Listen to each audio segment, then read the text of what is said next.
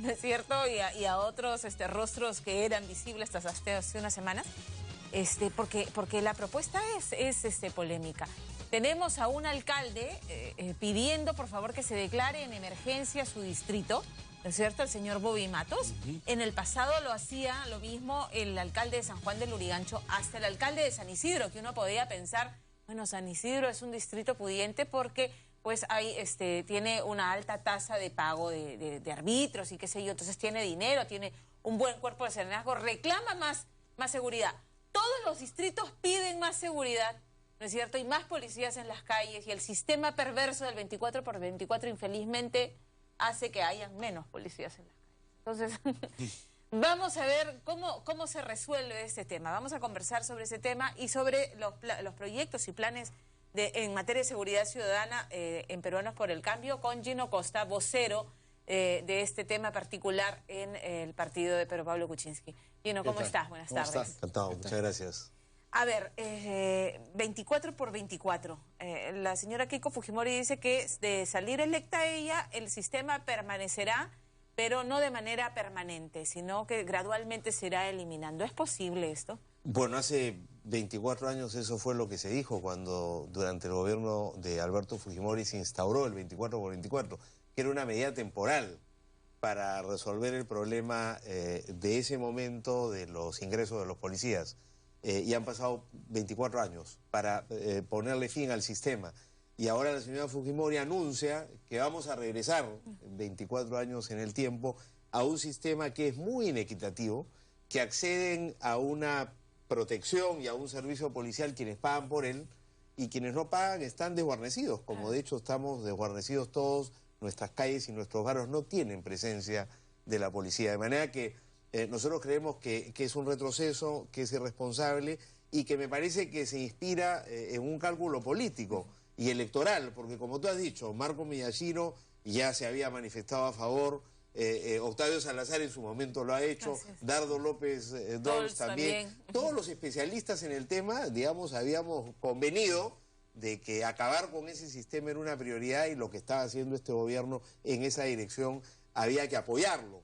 Si la manera como el gobierno lo ha hecho ha generado un malestar en la policía, y creo que de hecho la ha generado porque el gobierno no anunció con la debida anticipación que llegados a este punto en los incrementos de las remuneraciones policiales... No le dejó calcular su presupuesto. Claro, todos los policías se han acostumbrado a tener lo que tenían hace 4 años, más los aumentos, más su trabajo privado. Claro. Entonces decirle, mira, ya no vas a tener estos 1.000 o 1.200 soles que obtienes por tus servicios particulares, aunque el aumento haya sido mayor que eso, igual contaban con que tendrían los 3 ingresos. Algunas de las críticas van en el sentido de que, claro, hay aumentos, pero son mayoritariamente en bonos que no son pensionables y finalmente, al final de la carrera, uno no tiene nada de pensión. ¿Cuánto es el tramo que se ha aumentado verdaderamente al sueldo y cuánto está en bonos? Mira, ¿cuál es la propuesta la cifra exacta por el cambio? Nosotros no la tenemos y hoy día nos ha convocado precisamente para informarnos sobre el tema el ministro del Interior y vamos a estar a las 6 de la tarde.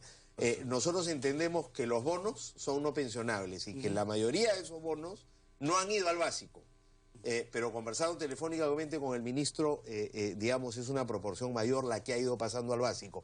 Igual queda una parte importante que aún no ha sido incorporada al básico. Por eso nuestra propuesta en Peruanos por el Cambio era, mira, vamos a mantener estos bonos como ingreso permanente de los policías. O sea, aseguramos que en el próximo gobierno esto se mantiene. Segundo, vamos a hacer el quinto aumento, que se debe materializar a fin de año. Nosotros incluso estamos viendo la posibilidad de adelantarlo, ¿no es cierto? Si lo vamos a hacer en diciembre, perfectamente lo podríamos hacer en octubre o en septiembre. Estamos estudiando eso. Y en tercer lugar, todo lo que no ha pasado al básico de esos aumentos queremos gradualmente en los próximos años pasarlo, y eso creemos nosotros que es una, digamos, respuesta adecuada a este malestar de la policía. ¿Este quinto tramo será pensionable o no será pensionable, este quinto aumento? Mira, está previsto, hasta donde yo sé, para no ser pensionable, ¿no es cierto? Pero...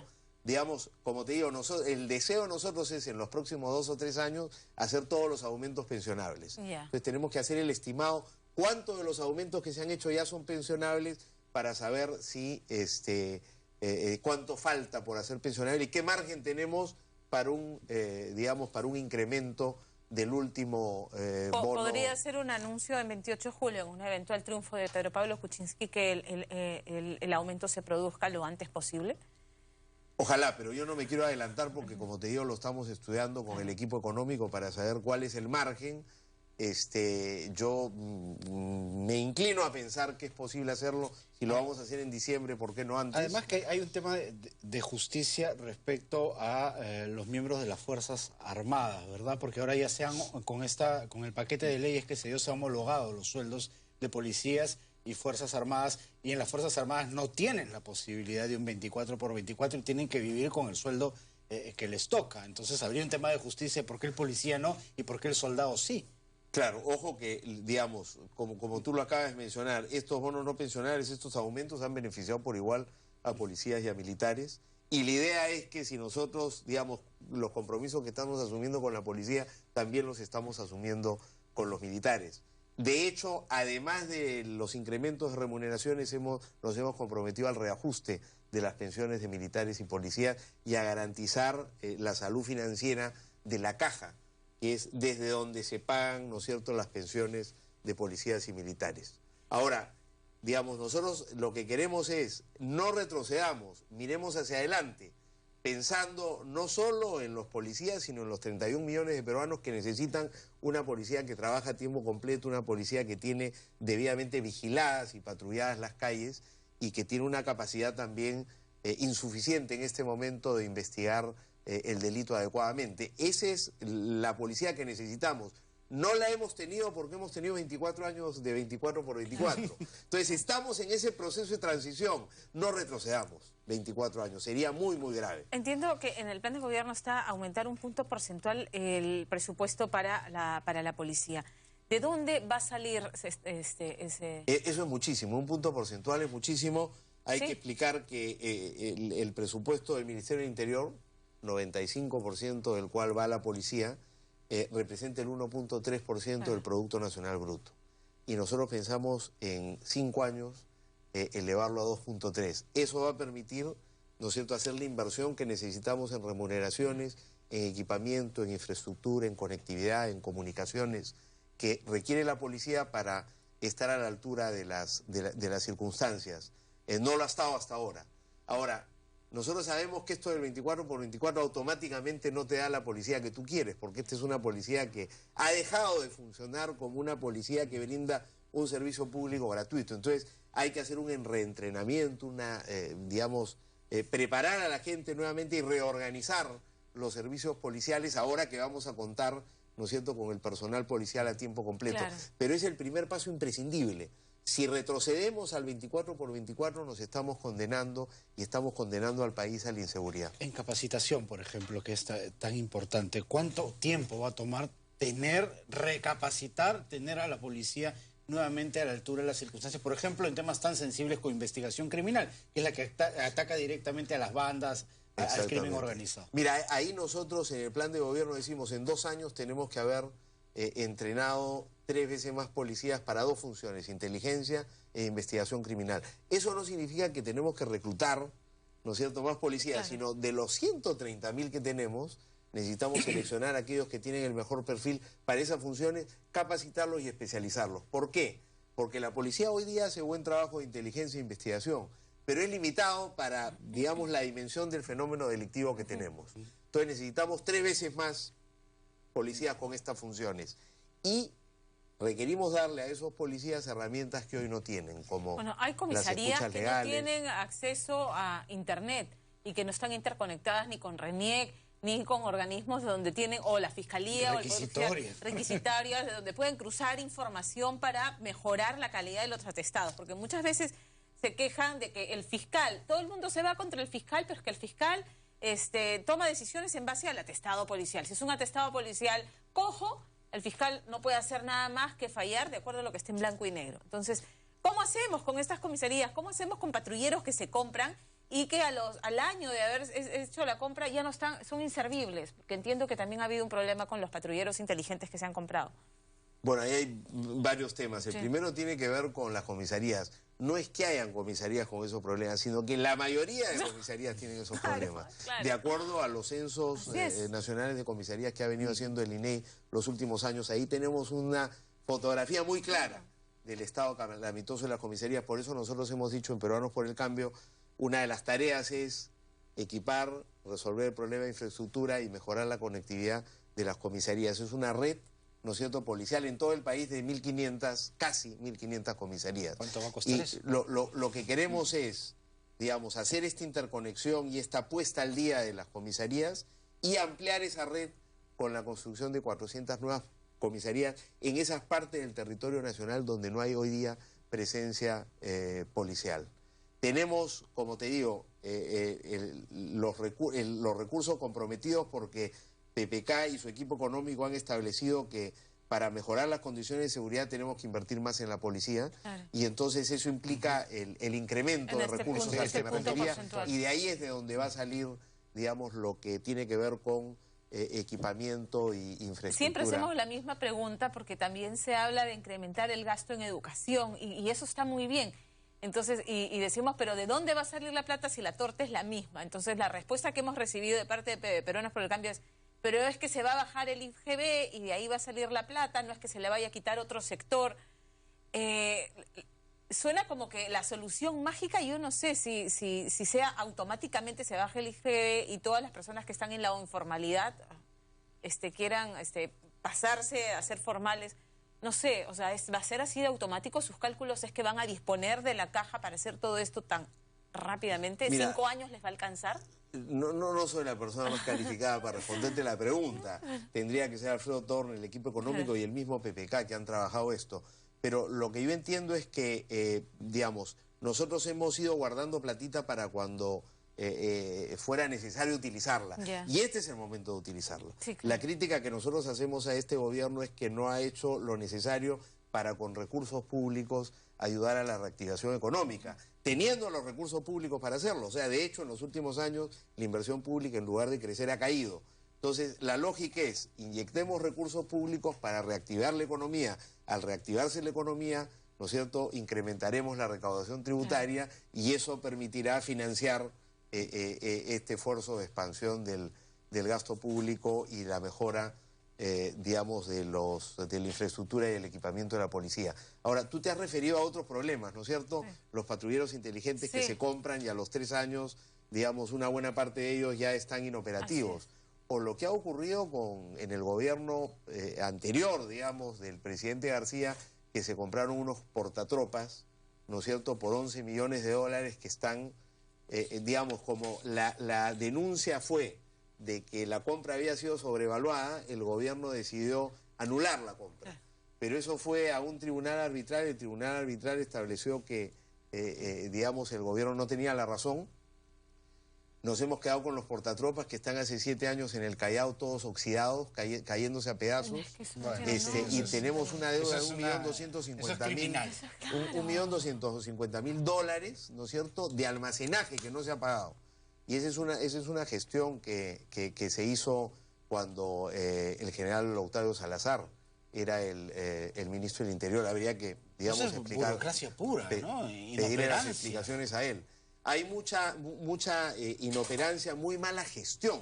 Por eso cuando nosotros decimos, mira, en Interior van a haber estos recursos, el gran desafío es que los podamos gastar y gastarlos bien. Eficientemente, porque en los últimos años, con menos recursos, a fin de año la policía devuelve recursos al Tesoro Público. O sea, con este presupuesto limitado que tiene hoy, ¿no es cierto?, no puede gastarlo todo. Entonces, desafío es, vamos a tener que tener en Interior y en la policía un equipo de gestores públicos de primer nivel para poder dar ese salto que queremos dar, porque según nos dice PPK, no va a haber problema de recursos porque esto va a ser una prioridad, va a ser un sector prioritario, pero lo que tenemos que estar preparados es para contar con los equipos que permitan hacer ese gasto. Este es en el tema corrupción.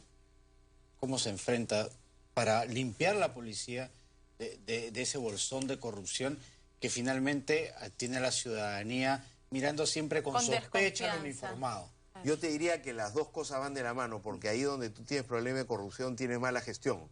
Creo que el primer paso es mejorar la gestión en el Ministerio y en la policía, y eso implica tener una gestión profesional, Por ejemplo, ¿cuál es la razón para tener en logística de la policía o en economía a un general a cargo de ese manejo? Perfectamente tú podrías tener ahí, ¿no es cierto?, a una persona que sea policía o lo que fuera, pero calificado para esa función. Es decir, el policía está preparado para prevenir el delito y para investigarlo, no para gestionar, digamos, una gran unidad de compras. Claro. Lo mismo con los fondos de bienestar, salud policial, vivienda policial. ¿Qué hace un general dirigiendo un fondo de vivienda que tiene que ser dirigido por un equipo profesional? Entonces, para enfrentar la corrupción, porque la gran corrupción ocurre en el manejo de los recursos institucionales y en las grandes adquisiciones. Entonces, tú necesitas ahí equipos profesionales. Esto que te decía antes, dotar de gerentes públicos de primer nivel al Ministerio de la Policía.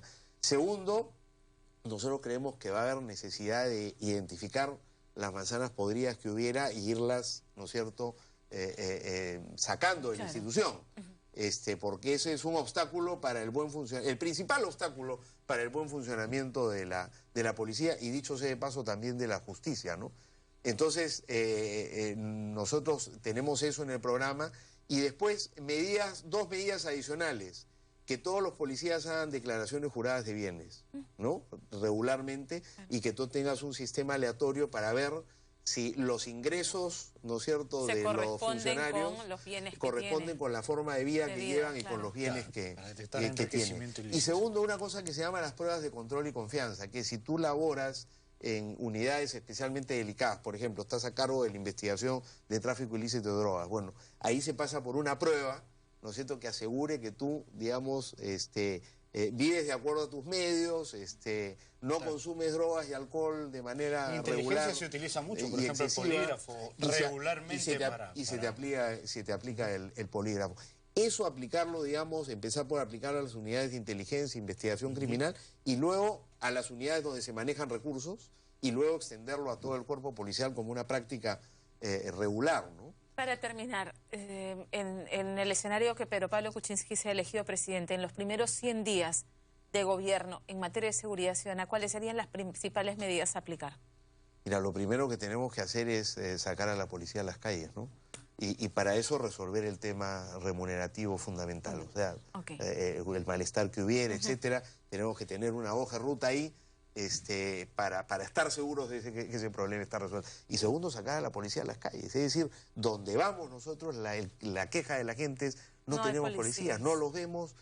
De día, por supuesto que no. Y de noche ya olvídate. Claro. Y entonces nosotros hacemos los estimados, decimos: oye, 130.000 policías es más que suficiente para tener la presencia que requeriríamos. Pero se quejan de que los patrulleros están inservibles, o que no les dan la plata para la gasolina, o que alguien más se roba la gasolina, porque se ha denunciado innumerables veces. Entonces no pueden salir a patrullar, porque no tienen que... O los tienes coimeando y te dicen: para la gasolina, pues. ¿Qué pasa, no? Entonces, ¿cómo hacemos para que salgan a las calles bien dotados, o sea, bien apertrechados, digamos? Bueno, con una buena gestión institucional. Y eso dependerá de tener un gobierno, ¿no es cierto?, comprometido con gestionar bien los recursos, gestionarlos de manera transparente y enfrentar los problemas de corrupción. O sea, en el Departamento de Compras de la Policía y de las Fuerzas Armadas va a haber un gerente, una persona capacitada, que tenga la carrera de administrador de empresas, tiene que haber contadores, equipos profesionales. O sea, no tiene por qué estar en manos de policías si los policías no son los mejores, no han sido preparados para comprar bien. Claro. Entonces tú tienes que tener equipos de profesionales que cumplan esas labores. ¿Qué cosa necesita la policía? Ustedes necesitan esto, perfecto. Nosotros nos encargamos de conseguirlo, ¿no es cierto?, al mejor precio. Así es. En el mercado. Esa es una tarea de los profesionales, no de la policía. Muy bien, muchísimas gracias. Suerte en la campaña. Muchísimas gracias a ustedes. Gracias. Cambiamos de tema. Keiko y Kenji Fujimori se codeaban con el poder durante el gobierno de sus padres. Así es, bueno. Ambos tuvieron sus propios...